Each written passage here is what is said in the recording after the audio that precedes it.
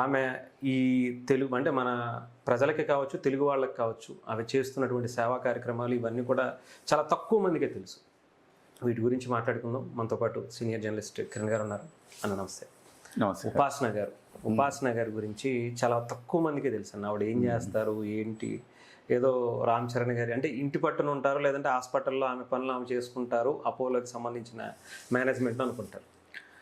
Mega కోడళ్ళు బంగారాలు సురేఖమ్మ, తర్వాత ఉపాసనమ్మ. సురేఖమ్మ గారు ఎంత గొప్పవారంటే ఇవాళకి ఆ ఫ్యామిలీ ఇలా కలిసి ఉంది అంటే సురేఖమ్మ గారి గొప్పతనం అది. ఒక ముద్దల. లేకపోతే చిరంజీవి గారు ఏం చేయలేరు. చిరంజీవి గారికి మనసులో ఎంతున్నా, ఏం చేయాలనుకున్నా ఆమె సపోర్ట్ లేకపోతే ఏం చేస్తారు? ఆ మాటకు వస్తే ఏ భర్త అయినా భార్య సపోర్ట్ లేకపోతే చేయలేరు. సహజం అది. ఆయన చేయనివి కూడా ఆయన గుర్తు చేసి మరి చేస్తుంది ఆవిడ.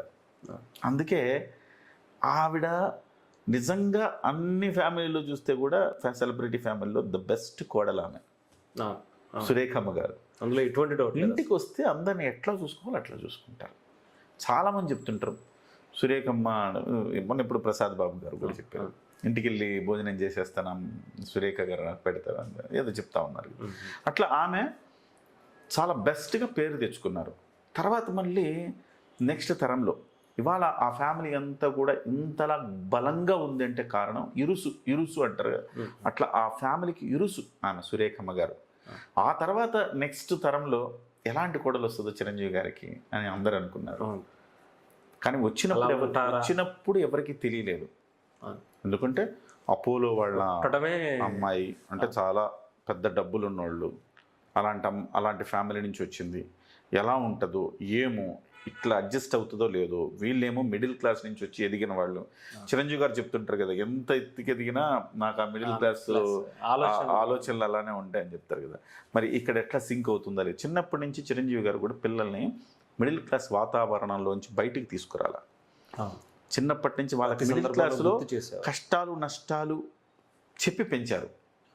So down to earth. ఇవాళ రామ్ చరణ్ గారు డౌన్ టు ఎర్త్ ఉంటారు అంటే కారణమే లేదు, ఆయన పెంచిన విధానం. ఇవాళ ప్రిన్స్ ఆయన యువరాజు ఈ సినిమా ఇండస్ట్రీకి. ఎందుకంటే మెగాస్టార్ అంటే టాప్ నెంబర్ 1. ఆయన కొడుకు ఏమవుతాడు, యువరాజు అవుతాడు. అట్లా అలాంటి ఆయన కూడా ఇవాళ ఎంతో హంబుల్గా ఉంటాడు. అసలు ఉన్నాడా లేదా అనిపిస్తుంది. తాను చేయాల్సింది సింపుల్గా ఎవరికి తెలియకుండా చేసుకుంటా వెళ్ళిపోతాడు. ఆ జానీ మాస్టర్ వచ్చి 40 లక్షలు ఇచ్చారని చెప్పిన దాకా మనకు ఎవరికి తెలియదు. 58 లక్షలు 40 లక్షల రూపాయలు ఆయన ఇచ్చారు. ఎవరికి తెలుసు, ఎవరికి తెలియదు. సో అట్లా రామ్ చరణ్ గారు కూడా అంత హంబుల్ మ్యాన్. ఆయనకి అంత బంగారం లాంటి ఆయనకి ఎవరు వస్తారంటే ప్లాటినం వచ్చింది ఆయనకి. ఇంకా గొప్పగా ఆయన్ని చూసుకోవటానికి ఉపాసన గారు వచ్చారు. ఇవాళ రామ్ చరణ్ గారి గురించి అన్ని వ్యవహారాలు ఆమె చూసుకుంటారు, దగ్గరుండి చూసుకుంటారు. రామ్ చరణ్ గారికి ప్రతిదీ ఆమె రామ్ చరణ్ గారికి అది అందిందా ఇది అందిందా, ఆయనకి ఏంటి షెడ్యూల్ ఏంటి ఇవన్నీ చూస్తారంటే చాలా కేరింగ్ తీసుకుంటారు. పోనీ అంత కేరింగ్ తీసుకుంటున్నారంటే ఆమె ఏమన్నా హౌస్ వైఫ్ అంటే కాదు. 1000 కోట్ల సామ్రాజ్యంలో ఆమె ఒక కీలకమైన భాగస్వామి. ఆ వ్యాపారాన్ని చూసుకుంటారు, ముగ్గురు పిల్లల్ని చూసుకుంటారు, రామ్ చరణ్ గారిని చూసుకుంటారు. ఇవన్నీ గాక అత్తమ్మాస్ కిచెన్ అని పెట్టి ఇంకొక వ్యాపారాన్ని పెట్టారు. దేనికి పెట్టారు? ఆమెకేం డబ్బుల కోసం పెట్టారా? కాదు, అత్తమ్మాస్ కిచెన్ అని పెట్టండి. అత్తమ్మ మీద ప్రేమతో గౌరవంతో ఆమె మీద ప్రేమతో అది అలాంటి వ్యాపారం పెట్టారు. అది కూడా బ్రాండింగ్ చూడండి, అత్తమ్మాస్ కిచెన్ అని బ్రాండింగ్ చేశారు. ఇవన్నీ పక్కన పెడితే సామాజిక స్పృహ చాలా. ఆమె కనపడంగానే ఇవాళ ఆమె గురించి తెలిసిన వాళ్ళు, ఆమె చేస్తున్న కార్యక్రమాలు తెలిసిన వాళ్ళు ఆమె కనపడంగానే ఇట్లా మనకు తెలియకుండానే ఇలాగ ముకుళిత హస్తాలతో ఇలాగ నమస్కారం పెట్టే అంత గౌరవాన్ని పొందారు ఆమె. సో నాకు తెలిసి ఏ ఫ్యామిలీలో కూడా సెలబ్రిటీలు ఆమె తర్వాతనే అని చెప్తాను నేనైతే. అంటే గౌరవాన్ని తెచ్చుకోవటంలో చాలా మంది మిడిల్ క్లాస్ అని ఇందా మాట్లాడుకున్నాం కదా. ఆమె కొన్ని ఆటల్లో మహిళలు ఎలా ఉండాలి ఏంటి, వాళ్ళ మహిళల హెల్త్ గురించి ఆమె అవేర్నెస్ తీసుకొచ్చే ప్రయత్నాలు చేస్తారు. ఆ ప్రయత్నాలు చేస్తారు అంటే అంత అవేర్నెస్. సైన్స్ ఎంత అభివృద్ధి చెందినా మళ్ళీ ఒక డివైనిటీ అనేది కూడా ఉంటుంది. అలాగా ఆమె ఎంత టెక్నాలజికల్గా ఆమె తన ఫర్మ్ని ఎంత ముందుకు తీసుకెళ్తున్నా, ఎంత అడ్వాన్స్డ్లో ఉన్నా కానీ మళ్ళీ మనసులో మళ్ళీ మన సంప్రదాయాలు, మన సంస్కృతి, మన పండగలు, దేవుడు, ఈ వ్యవహారాలు కూడా రెండు కోణాలు ఆమెకి. ఒకటి డివైనిటీ ఉంది, ఒకటి ఆధునిక మహిళలాగా వ్యాపార సామ్రాజ్యాన్ని ముందుకు తీసుకెళ్ళగలిగిన స్కిల్స్ ఉన్నాయి. రెండు ఉన్నాయి ఆమెకి. ఉపాసన గారు సామాజిక చైతన్యపరిచే కార్యక్రమాలు, ఈమె మల్టీ టాలెంటెడ్. ఉపాసన గారు ఒకవైపు ఇల్లు, వ్యాపారం, రామ్ చరణ్ గారి షెడ్యూల్స్, పిల్లల బాధ్యతలు, మళ్ళీ సామాజిక స్పృహతో కలిగిన సామాజిక చైతన్యం కలిగించే కార్యక్రమాలు కూడా చేస్తూ ఇవాళ అత్యద్భుతంగా దూసుకెళ్తా ఉన్నారు. ఉపాసన గారు 40 years వచ్చినాయి ఉపాసన గారికి.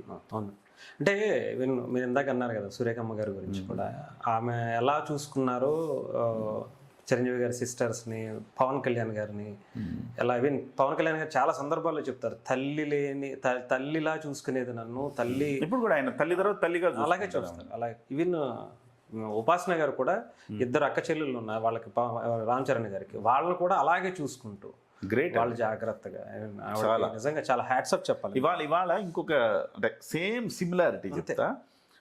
లాస్ట్ బర్త్డే అప్పుడు అనుకుంటా, రామ్ చరణ్ గారి బర్త్డే అప్పుడు రామ్ చరణ్ గారి మేనత్త చెప్తా ఉన్నారు ఒక మాట. ఆ ఫంక్షన్లో, బర్త్డే ఫంక్షన్లో, మా అన్నయ్య మా తరంలో మా అన్నయ్య మమ్మల్ని అందరినీ ఎట్లా చూసుకునేవాడో ఇవాళ రామ్ చరణ్ గారు మా తర్వాత తరంలో కూడా ఆయన అట్లనే చూసుకుంటారు. నేను ఎప్పుడు చెప్తుంటా, చిరంజీవి గారు ఇట్లా రెక్కల్ని ఇట్లా కాపాడుకోవడానికి ఇట్లా రెక్కల్ని ఇలా పెడతారనమాట. సో తన ఫ్యామిలీ మీద ఏమీ పడకుండా ఇంత రక్షణ కవచంలా కాపాడారు. ఇవాళ ఆ బాధ్యతను ఇవాళ రామ్ చరణ్ గారు అన్ని చేయాలంటే మరి రామ్ చరణ్ గారికి ఇరుసులా ఉండే వెనకుండే వైఫ్ చేయాలి కదా. ఆ తరంలో ఇరుసులాగా సురేఖమ్మ గారు ఉంటే, ఈ తరంలో ఉపాసన గారు అంతే అలాంటి బాధ్యత, సిమిలర్గా అట్లాంటి బాధ్యతని పోషిస్తూ ఉన్నారు.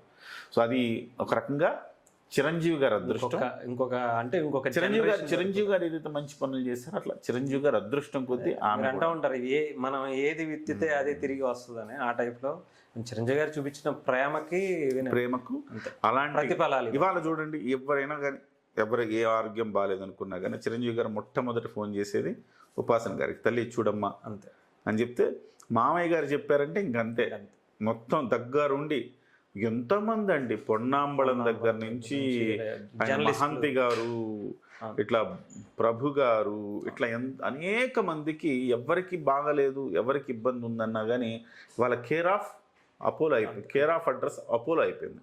ఉపాసన గారు టేక్ కేర్ చేస్తా ఉన్నారు వీళ్ళందరి గురించి. అట్లని చెప్పేసి ఉచితంగా అయిపోతుంది అనుకోవద్దు. అన్ని చిరంజీవి గారు ప్రతి రూపాయి చిరంజీవి గారు చెల్లిస్తారు. చాలా మంది అనుకుంటారు కోడలు హాస్పిటలే కాబట్టి, అట్లుండదు. వ్యాపారమే ఉంటది కదా. అపోలో హాస్పిటల్ ఎంత ఖర్చు అయినా కానీ సహజంగా వ్యాపార సూత్రాల్లో వ్యాపారం చేసే వాళ్ళకి తెలుస్తుంది అది. సో వాళ్ళు సొంతగా పెట్టుకున్నా కానీ వాళ్ళు డబ్బులు కట్టేస్తారు, లెక్కే ఉంటుంది. అట్లా చిరంజీవి గారు ప్రతి బిల్లుకి చిరంజీవి గారు పే చేసేస్తారు.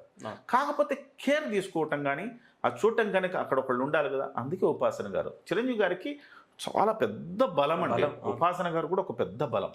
నా అభిమానులకు కూడా ఇంకో 2-3 తరాలకు కూడా హ్యాపీగా ఉండేంత బలాన్ని ఆవిడ ఇచ్చారని చెప్పాలి. రైట్, థ్యాంక్ యూ అన్న, థ్యాంక్ యూ సో మచ్.